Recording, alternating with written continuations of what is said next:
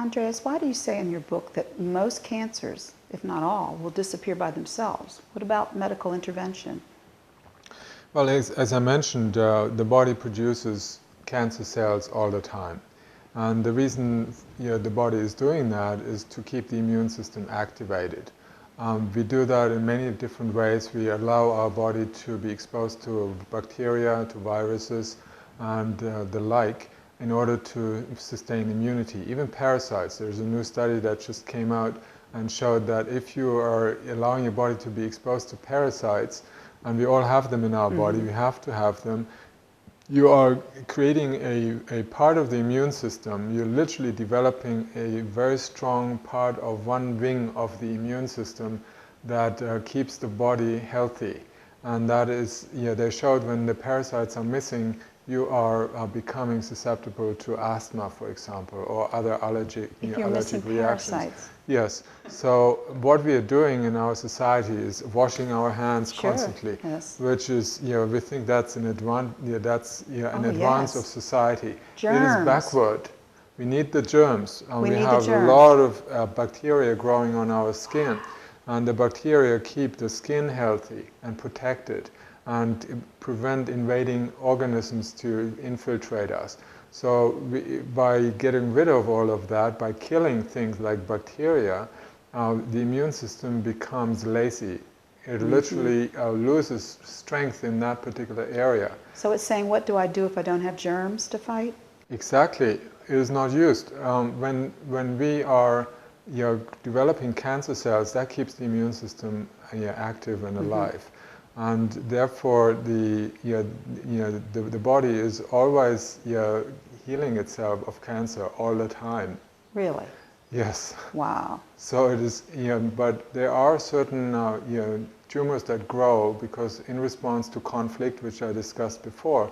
So a lot of people are walking around with cancer and they never even know.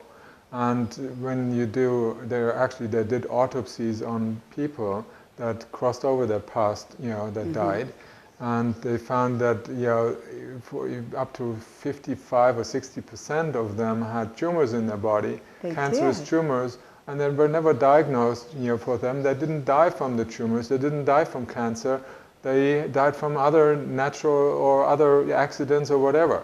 So they never died from them. So it really shows that a huge number of cancers that people have are never leading to their demise. So the cancer itself is not the killer that it is made out to be. And tumors come and go. Literally 95% of all tumors, they come and go by themselves.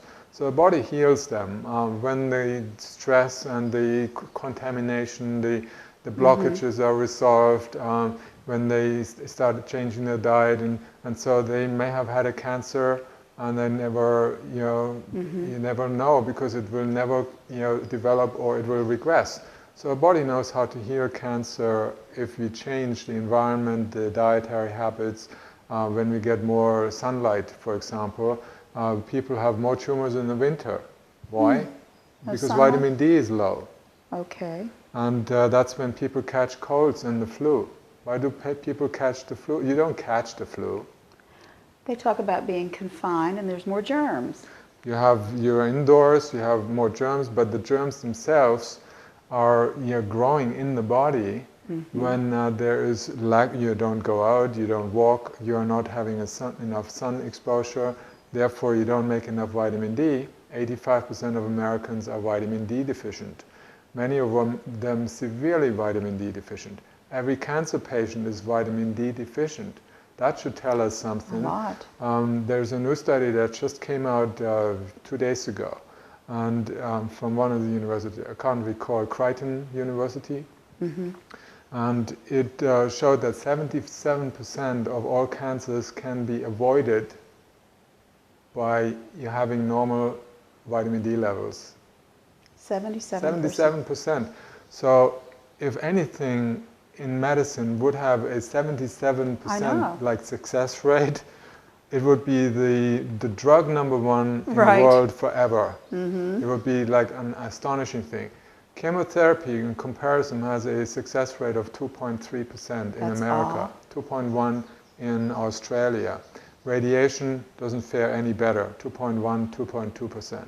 So the treatments versus the treatment of sunlight, sun exposure, creating vitamin D, there's no comparison. So where our focus is, and the American Cancer Society doesn't even mention vitamin D, even though there are dozens and dozens of great studies that have been done in the last 3 decades that show that vitamin D is the crucial steroid hormone. It's not a vitamin, it's a steroid hormone, it's just called vitamin, that is produced in response to sun exposure, sunlight.